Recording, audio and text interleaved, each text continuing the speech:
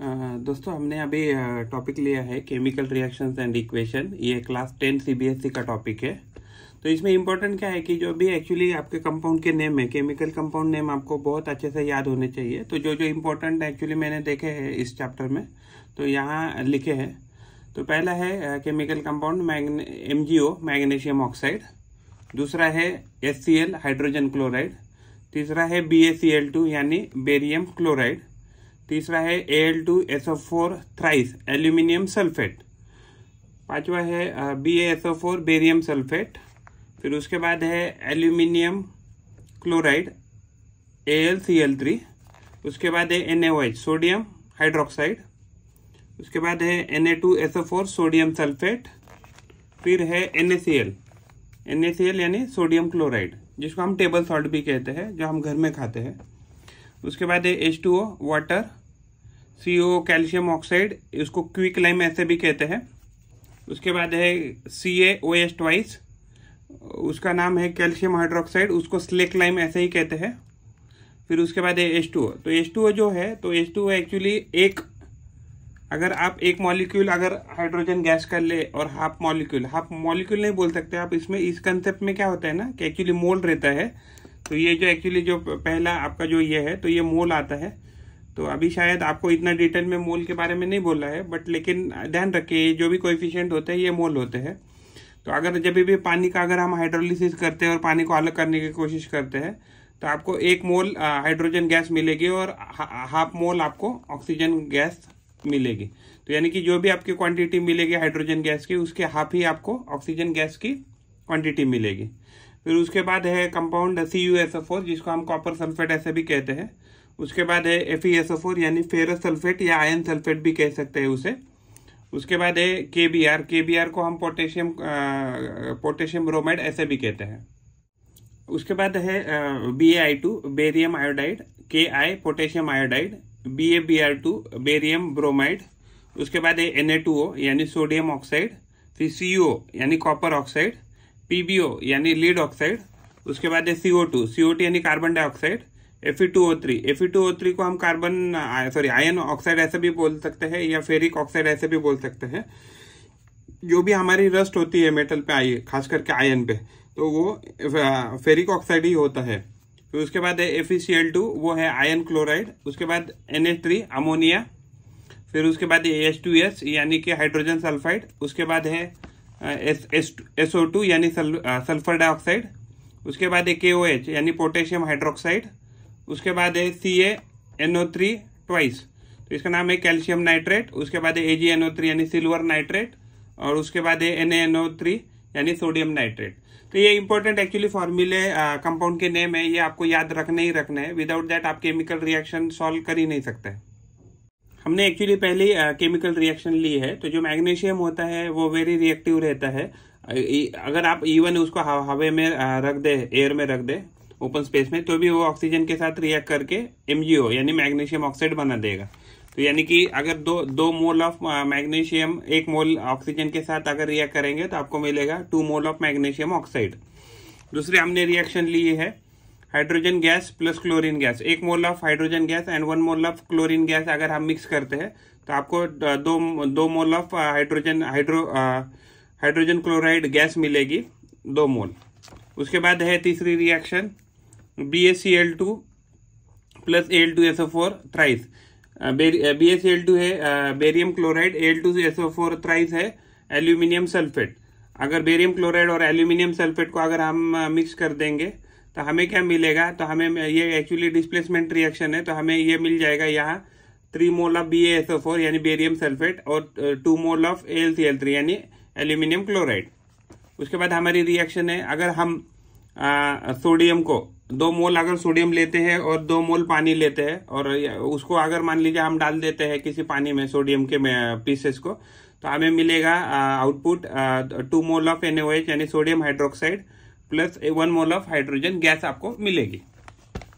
उसके बाद है अगर हम BaCl2 और Na2SO4 एक्वस यानी कि हमारे पास बेरियम क्लोराइड है और प्लस सोडियम सल्फेट है, अगर इनको अगर हम पानी में डाल दिए तो यहाँ भी एक्चुअली डिस्प्लेसमेंट रिएक्शन हो जाएगी और आपको मिल जाएगा BSO4 यानी बेरियम सल्फेट सॉलिड में मिल जाएगा, प्रेसिपिटेट के फॉर्म में वहां आपको अंदर मिलेगा पानी के अंदर, कंटेनर के अंदर, एंड प्लस 2 मोल ऑफ आपको NaCl एक्वस भी मिलेगा यानी आपके पास 2 सोडियम क्लोराइड के भी मोल मिलेंगे। हमारी नेक्स्ट रिएक्शन है, अगर हम सोडियम हाइड्रोक्साइड को हाइड्रोक्लोरिक एसिड के साथ पानी में अगर डालने के बाद अगर हम रिएक्ट करते हैं तो 1 mole of NaOH plus 1 mole of hydrochloric HCl, तो दैट गिव्स आउट NaCl 1 मोल, यानी सोडियम क्लोराइड आपको 1 मोल मिलेगा और पानी भी जो है आपको 1 मोल मिलेगा। जो पानी हम जनरली एक्चुअली कंसीडर नहीं करते हैं क्योंकि वो क्या है, ऑलरेडी जो भी रिएक्शन है वो पानी में ही होती रहती है, तो जनरली वी डोंट कंसीडर, तो वहां आपको लिक्विड लिखना है इस केमिकल रिएक्शन में। जो घर में हम पेंटिंग वगैरह करते हैं, व्हाइट वॉशिंग करते हैं, तो उसको बोलते हैं कैल्शियम ऑक्साइड, उसको क्विक लाइम ऐसे भी कहते हैं। अगर हम क्विक लाइम को ये जो क्विक लाइम है यानी कैल्शियम ऑक्साइड है, अगर उसको अगर हम पानी में अगर हम मिक्स कर दे, तो पानी में मिक्स कर दे तो हमें आउटपुट मिलेगा CaOH ट्वाइस, यानी इसको कैल्शियम हाइड्रोक्साइड ऐसे भी कह सकते हैं एक्वस फॉर्म में। अगर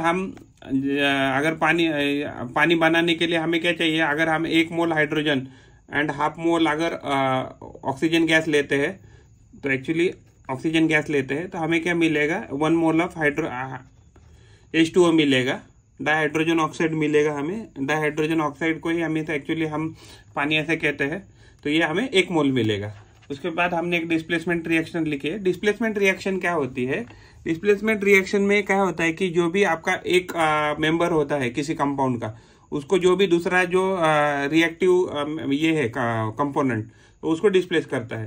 तो अगर हम यहाँ की चर्चा करें तो यहाँ आपके पास CuSO4 है, तो CuSO4 के जगह कॉपर की जगह पे कॉपर की जगह पे आयन आ गया है, तो और हमें क्या मिला है, एक्चुअली कॉपर सॉलिड का भी प्रेसिपिटेशन मिला है। तो ये अगर हमने आयन सॉलिड, आयन की फाइलिंग बोली है या आयन का मेटल अगर पीस अगर हम कॉपर सल्फेट के सॉल्यूशन में जो भी हमने पानी में बनाया है अगर इसमें अगर डालते हैं तो हमें क्या होगा, फेरस सल्फेट मिलेगा एंड प्लस कॉपर मिलेगा सॉलिड के फॉर्म में। हमने अभी डबल डिस्प्लेसमेंट की रिएक्शन देखेंगे यहाँ। अगर हम पोटेशियम ब्रोमाइड एक्वस फॉर्म में लेते हैं एंड प्लस बेरियम आयोडाइड लेते हैं एक्वस फॉर्म में, तो हमें क्या मिलेगा, 2 mole of potassium iodide aqueous form में मिलेगा and plus 1 mole of barium bromide मिलेगा एक्वस फॉर्म में। तो ये एक्चुअली डबल डिस्प्लेसमेंट रिएक्शन है। इसमें क्या हो गया, देखिए बेरियम जहां था तो बेरियम की जगह पे आपको यहाँ पोटेशियम दिखेगा, और जहां भी आपके पास ब्रोमीन के साथ पोटेशियम था तो उस ब्रोमीन के जगह पे बेरियम आ गया। तो यानी कि जो भी आपके 2 इनपुट के कंपोनेंट लिए थे या कंपाउंड लिए थे आपने, तो उसकी जगह पे उन्होंने जो दूसरा जो कंपाउंड है उसमें से एक मेंबर आ गया है, तो इसको कहते हैं डबल डिस्प्लेसमेंट रिएक्शन। ऑक्सीडेशन क्या है, तो ऑक्सीडेशन अगर हम किसी भी एलिमेंट में, कंपाउंड में या मॉलिक्यूल में अगर ऑक्सीजन ऐड करते हैं, तो उस पर्टिकुलर जो भी एलिमेंट है जिसमें ऑक्सीजन ऐड हो गया है, तो उस पर्टिकुलर एलिमेंट का, एटम का, मॉलिक्यूल का या कंपाउंड का हम ऑक्सीडेशन हुआ है ऐसे कहते हैं। और उसके एक्चुअली एग्जैक्टली अपोजिट रहता है कि अगर हम किसी कंपाउंड से या एलिमेंट से या एटम से अगर ऑलरेडी उसका अगर मान लीजिए कुछ ऑक्सीजन अगर उसके साथ जुड़ा है, अगर वो उसको हम रिमूव करते हैं तो उसको बोलते हैं रिडक्शन। तो ये हमने एक एक्चुअली नीचे ये रिएक्शन लिखी है। अगर हम सोडियम सॉलिड लेते हैं ऑक्सीजन के साथ, अगर ऑक्सीजन गैस के साथ अगर हम उसको रिएक्शन करते हैं तो हमें मिलेगा सोडियम ऑक्साइड सॉलिड फॉर्म में। तो इस केस में क्या हो गया कि जो सॉलिड था पहले क्या था, फ्री स्टेट में था, तो उसका ऑक्सीडेशन स्टेट रहेगा 0, एंड ये जो ऑक्सीजन गैस थे तो उसका भी ऑक्सीडेशन स्टेट रहेगा 0। तो ये जब आपका कंपाउंड बन गया, तो कंपाउंड बनने के बाद क्या हो गया कि ऑक्सीडेशन स्टेट जो है वो सोडियम की हो गई है +1, एंड ऑक्सीजन की ऑक्सीडेशन स्टेट होती है -2। तो इस केस में क्या हो गया, तो सोडियम जो है, तो सोडियम 0 से +1 तक गया है, तो इसका हो गया है ऑक्सीडेशन। एंड ऑक्सीजन की बात करें तो वो गया है 0 से -2 की तरफ, तो यानी कि इधर क्या हो गया, ऑक्सीजन का रिडक्शन हो गया है। 12 नंबर का रिएक्शन हमने लिया है, copper oxide plus hydrogen gas अगर हम एक साथ मिक्स करते हैं, केमिकल रिएक्शन होने के बाद हमें कॉपर मिलेगा सॉलिड फॉर्म में और प्लस H2O मिलेगा लिक्विड फॉर्म में। तो इस केस में क्या हो गया, जो ऑक्सीजन था कॉपर के साथ जुड़ा हुआ वो इधर आउटपुट में उसके साथ नहीं है, तो यानी कि कॉपर का जो है वो रिडक्शन हो गया। तो removal of oxygen from any compound is also called as a reduction. और दूसरी केस में क्या है, हाइड्रोजन जो गैस है, हाइड्रोजन गैस है, तो उसके साथ क्या आ गई, यहाँ ऑक्सीजन जुड़ गया, तो यहाँ हाइड्रोजन गैस जो है तो उसका क्या हो गया है, ऑक्सीडेशन हो गया। अगर हम मान लीजिए अगर हमने लीड ऑक्साइड लिया और प्लस उसके साथ कार्बन अगर सॉलिड है, तो अगर उसका रिएक्शन करेंगे तो हमें मिलेगा 2 मोल ऑफ लीड सॉलिड में and plus 1 mole of carbon dioxide gas. तो इसमें क्या हो गया कि अगर जो भी ऑक्सीजन लीड के साथ जुड़ा था तो वो गायब हो गया है। तो ये रिमूवल ऑफ ऑक्सीजन को ही हम क्या कहते हैं, रिडक्शन। तो इस केस में क्या हो गया, लीड जो है उसका रिडक्शन हो गया। अगर हम कार्बन की बात करें तो कार्बन के केस में क्या हो गया, कार्बन के केस में ऑक्सीजन जुड़ गया, तो इस केस में कहेंगे कि हमने कार्बन का यहाँ ऑक्सीडेशन हो गया। तो addition of oxygen is oxidation and removal of oxygen is called reduction. हमने अभी यहाँ और एक लिए केमिकल रिएक्शन Fe2O3, यानी कि अगर हम यहाँ फिर यहाँ फेरिक ऑक्साइड की बात करें या आयन ऑक्साइड की बात करें, अगर उसके साथ अगर हम 2 मोल एल्यूमिनियम अगर मिक्स करते हैं तो हमें मिलेगा Al2O3, यानी ये हो गया एल्यूमिनियम ऑक्साइड प्लस हमें मिलेगा 2 मोल ऑफ आयन। तो देखिए एक्चुअली यहाँ जो है ऑक्सीडेशन जो स्टेट है आयन की वो है +3, ऑक्सीजन की है यहाँ -2, और यहाँ एक्चुअली इसकी फ्री स्टेट में होने के कारण एल्यूमिनियम की ऑक्सीडेशन स्टेट है 0। तो यानी कि ऑक्सीडेशन स्टेट जो अगर यहाँ इस कंपाउंड में एल्यूमिनियम ऑक्साइड की बात करें तो यहाँ ऑक्सीडेशन स्टेट हो गई इसकी +3, और ऑक्सीजन की रहती है हमेशा -2 ही रहती है जनरली 99% केसेस में, और यहाँ आयन फ्री स्टेट आयन की ऑक्सीडेशन स्टेट हो गई 0। तो देखिए आयन +3 से +0 गया है तो आयन का हो गया है यहाँ रिडक्शन। एंड अगर ऑक्सीजन देखे तो ऑक्सीजन का तो कुछ रिडक्शन नहीं हुआ है, ऑक्सीडेशन नहीं हुआ, लेकिन एल्यूमिनियम हो गया है +0 से +3 की तरफ, तो एल्यूमिनियम का यहाँ क्या हो गया है, ऑक्सीडेशन हो गया है। तो ये एक्चुअली ये जो है एग्जांपल एक डिस्प्लेसमेंट रिएक्शन का है। इसमें क्या हो गया, ये जो एल्यूमिनियम है तो एल्यूमिनियम ने आयन को यहाँ रिप्लेस कर दिया है, और आयन को रिप्लेस करने के बाद जो कंपाउंड बना है इसका नाम है एल्यूमिनियम ऑक्साइड। अगर हम आयन सॉलिड को अगर हम डाइल्यूट HCl में हाइड्रोक्लोरिक एसिड में डालते हैं तो आपको मिलेगा ion chloride aqueous and +1 mole of hydrogen gas. तो जब भी हम मेटल के साथ कोई भी रिएक्शन करते हैं किसी एसिड का तो आपको हाइड्रोजन गैस मिलती है। और हमने अभी एक्चुअली ये एक आपकी कॉम्बिनेशन रिएक्शन है। तो कॉम्बिनेशन रिएक्शन में क्या होता है कि अगर 2 अलग अलग रिएक्टेंट एक साथ आके एक आउटपुट बनाते हैं, तो अगर हम यहाँ 3 मोल ऑफ हाइड्रोजन गैस ले और 1 मोल ऑफ नाइट्रोजन गैस ले तो हमें 2 मोल ऑफ NH3 यानी अमोनिया गैस मिलेगी। तो ये कॉम्बिनेशन अमोनिया, तो ये कॉम्बिनेशन रिएक्शन का एग्जाम्पल है। अगर हम बैलेंस केमिकल रिएक्शन की बात करें तो ऐसी एक रिएक्शन जिसमें same number of atoms on both side, यानी reactant side and product side, दोनों साइड अगर आपके पास सेम नंबर ऑफ एटम्स है तो उस रिएक्शन को हम बैलेंस केमिकल रिएक्शन कह सकते हैं। इस पर्टिकुलर रिएक्शन में क्या होता है, no loss of any matter and no gain of any matter, यानी कि इस केस में क्या होता है कि ये जो लॉ होता है हमारा law of conservation of matter का, इसमें क्या होता है कि matter can not be created and matter can not be destroyed. तो ये लॉ यहाँ होल्ड गुड होता है। एंड ये जो रिएक्शन होती है कि जिसमें मान लीजिए जितने आपके रिएक्टेंट के साइड में एटम्स है उतने ही आपके एटम्स प्रोडक्ट के साइड में है, तो इसको बैलेंस केमिकल रिएक्शन कहते हैं। तो इसका एक एग्जांपल हमने लिया है। अगर हम hydrogen gas 2 mole of hydrogen gas लेते हैं और उसको 3 मोल ऑक्सीजन गैस के साथ अगर हाइड्रोजन सल्फाइड गैस लिए है, यहाँ हमने 2 मोल हाइड्रोजन सल्फाइड गैस लिए है और यहाँ 3 मोल ऑफ ऑक्सीजन गैस लिए, तो हमें क्या मिल रहा है, 2 मोल ऑफ पानी मिल रहा है प्लस 2 मोल ऑफ हमें सल्फर डाइऑक्साइड गैस मिल रही है। हमारा नेक्स्ट रिएक्शन है, अगर हम 3 मोल ऑफ बेरियम क्लोराइड लेते हैं and plus 1 mole of aluminium sulphate लेते हैं तो एक्वस कंडीशन में, तो हमें क्या मिलेगा, 2 मोल ऑफ एल्यूमिनियम क्लोराइड मिलेगा एक्वस फॉर्म में and plus 3 mole of BaSO4 मिलेंगे सॉलिड फॉर्म में। नेक्स्ट हमारी रिएक्शन है, अगर हम पोटेशियम जो मेटल है, अगर उसको पोटेशियम मेटल को अगर हम पानी में डाल देते हैं तो हमें मिलेगा आउटपुट में 2 mole of potassium hydroxide and plus hydrogen gas 1 मोल। ये HNO3 है, HNO3 यानी नाइट्रिक एसिड होता है। अगर हम 2 मोल नाइट्रिक एसिड प्लस 1 मोल कैल्शियम हाइड्रोक्साइड अगर मिक्स करते हैं तो हमें मिलेगा 1 mole of calcium nitrate and plus 2 mole of water यानी पानी। अगर हम 2 मोल सोडियम हाइड्रोक्साइड प्लस 1 मोल सल्फ्यूरिक एसिड अगर मिक्स करते हैं तो हमें मिल जाएगा यहाँ 1 mole of sodium sulphate plus 2 mole of पानी। तो सोडियम सल्फेट का फॉर्मूला है Na2SO4। अगर हम sodium chloride and plus silver nitrate, हम sodium chloride plus silver nitrate को मिक्स करते हैं तो हमें मिलेगा silver chloride AgCl plus 1 mole of sodium nitrate, उसका फॉर्मूला है NaNO3। अगर हम barium chloride plus sulphuric acid इनका अगर मिक्स करते हैं तो हमें केमिकल रिएक्शन मिलेगा BaSO4, जिसको हम बेरियम सल्फेट कहते हैं, and plus 2 mole of hydrogen chloride हमें मिलेगा। तो एक्चुअली ये जनरली गैस मिलती है। और अगर हम कैल्शियम हाइड्रोक्साइड का 1 मोल लेते हैं एंड प्लस उसको रिएक्ट करते हैं कार्बन डाइऑक्साइड के साथ तो हमें मिलेगा कैल्शियम कार्बोनेट CaCO3 1 मोल प्लस पानी मिलेगा 1 मोल।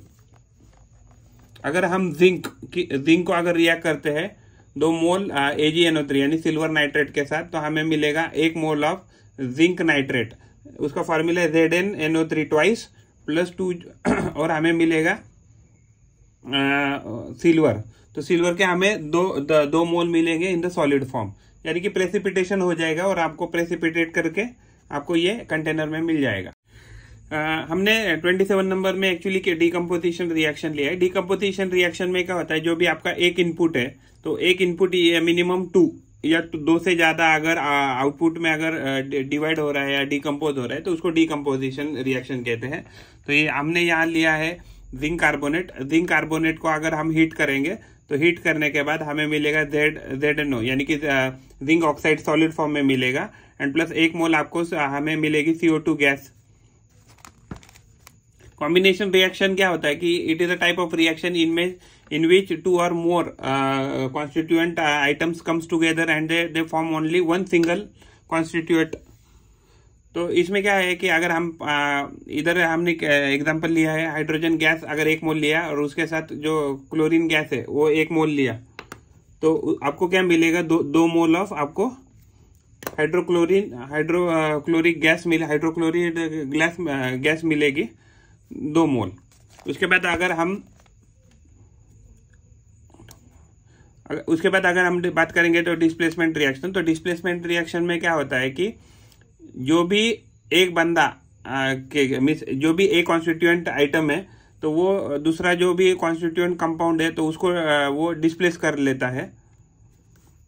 जैसे फॉर एग्जांपल इधर हमने लिया है एग्जांपल मैग्नीशियम अगर सॉलिड लिया और उसका रिएक्शन किया हमने 2 मोल ऑफ हाइड्रोक्लोरिक एक्वस के साथ, तो उसमें क्या हो जाएगा जो हाइड्रोजन था तो हाइड्रोजन को डिस्प्लेस किया है मैग्नीशियम में और ये बन गया है मैग्नीशियम क्लोराइड, एंड प्लस हमें मिला है 1 मोल ऑफ हाइड्रोजन गैस। तो ये एक्चुअली ये जो रिएक्शन है इसमें मैग्नीशियम ने क्या किया हाइड्रोजन को डिस्प्लेस कर दिया इन केमिकल रिएक्शन, तो इसको कहेंगे हम डिस्प्लेसमेंट रिएक्शन।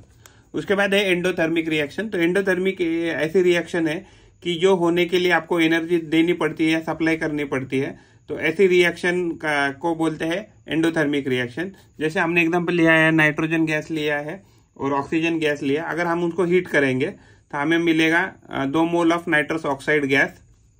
तो एक्चुअली इसमें क्या है कि आपको हीट सप्लाई करनी पड़ रही है, तो ये है एंडोथर्मिक रिएक्शन। एंडोथर्मिक का दूसरा एक एग्जांपल है, अगर हमने एंडोथर्मिक रिएक्शन का एग्जांपल है, लेकिन ये क्या है अभी इस केस में क्या है, ये पहले का जो हमने एंडोथर्मिक लिया है तो ये आपकी कॉम्बिनेशन रिएक्शन है, ये आपकी कॉम्बिनेशन रिएक्शन है। इसमें आपका दो इनपुट से आपका एक ही आउटपुट बन रहा है। और अगर हमने अगर दूसरी केस देखे, यहाँ अगर हम अमोनिया है, अगर 2 मोल अमोनिया गैस ली है और उसको हीट किया तो हमें क्या मिलेगा 1 मोल ऑफ नाइट्रोजन गैस मिलेगी और 3 मोल ऑफ हमें हाइड्रोजन गैस मिलेगी। तो एक्चुअली ये जो रिएक्शन है इसमें हीट देने के बाद ये डिकम्पोज हो रहा है, हमें 2 आउटपुट मिल रहे हैं एक ही इनपुट से, तो ये एक्चुअली डिकम्पोजिशन रिएक्शन है। अगर हमने सिल्वर क्लोराइड लिया, 2 मोल ऑफ सिल्वर क्लोराइड लिया और सनलाइट में उसको अगर गर्म किया तो हमें क्या हो जाएगा, हमें 2 मोल ऑफ सिल्वर मिलेगा सॉलिड फॉर्म में and 1 mole of chlorine gas मिलेगा इन द गैसियस फॉर्म। तो ये भी कौन सी रिएक्शन है, तो ये भी आपकी डिकम्पोजिशन रिएक्शन है। तो डिकम्पोजिशन रिएक्शन में क्या होता है कि एक इनपुट से हमें मिनिमम 2 या 2 से ज्यादा हमें आउटपुट मिलते हैं। उसके बाद है एक्सोथर्मिक रिएक्शन। एक्सोथर्मिक रिएक्शन ऐसी रिएक्शन है कि जिसमें क्या होता है ना कि हीट रिलीज होता रहता है, यानी कि अगर रिएक्शन होने के बाद हमें हीट मिलेगी तो इस रिएक्शन को कहते हैं एक्सोथर्मिक रिएक्शन। तो उसका अच्छा एग्जांपल है हमारा रेस्पिरेशन। तो जो भी एनिमल जो भी रेस्पिरेशन करते हैं तो वो हमें मिलता है एज एक्सोथर्मिक रिएक्शन।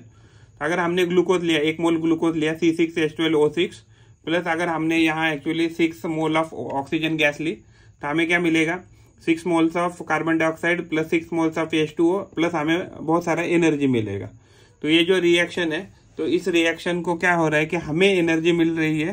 तो एक्चुअली जो भी हम खाना खाते हैं तो खाना खाने के बाद उसको छोटे छोटे एक्चुअली जो भी स्टार्च आप खाते हैं, कार्बोहाइड्रेट खाते हैं, तो उसको ग्लूकोज में कन्वर्ट किया जाता है। वो ग्लूकोज में कन्वर्ट करने के बाद जो भी हमसे ब्लड से हम जो भी ऑक्सीजन लेते हैं तो उसमें मिक्स किया जाता है, और मिक्स करने के बाद उसका ऑक्सीडेशन प्रोसेस होता है, उसमें हीट रिलीज होता है, और वही हीट या एनर्जी हम क्या करते हैं एज ए एनर्जी बोल के हम बॉडी में यूज करते हैं। उसके बाद एक्चुअली डिकम्पोजिशन रिएक्शन लिया, अगर हम कैल्शियम कार्बोनेट को अगर हम हीट करें तो हीट करने के बाद हमें कैल्शियम ऑक्साइड मिलेगा plus 1 mole of carbon dioxide gas मिलेगी। तो ये हमारा डिकम्पोजिशन रिएक्शन हो गया। अगर हम 2 मोल हाइड्रोजन गैस लेते हैं और 1 मोल ऑक्सीजन गैस लेते हैं तो हमें 2 मोल ऑफ डाइहाइड्रोजन ऑक्सीजन यानी कि हमें पानी मिलेगा। तो ये कॉम्बिनेशन रिएक्शन का एग्जाम्पल है।